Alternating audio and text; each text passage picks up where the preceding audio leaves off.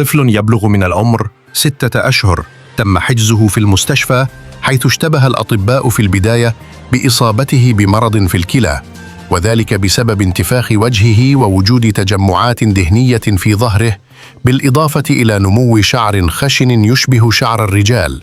وفي نهاية المطاف تبين أنه مصاب بمتلازمة كوشينغ. بداية رجح الأطباء أن تكون المشكلة ناتجة عن اضطراب في الغدة الكظرية أو ربما ورم في الدماغ، لكن المفاجأة كانت حين اكتشفوا أن السبب وراء حالته هو كريم بيتاديرم. فقد كانت الأم تستخدم كريم بيتاميثازون مع كل تغيير للحفاض وبكميات كبيرة جدا لمدة تتراوح بين 2 إلى 3 أشهر، حتى أنها كانت تستهلك أنبوبا كاملا كل 4 إلى 5 أيام. الرجاء: الحيطة والحذر.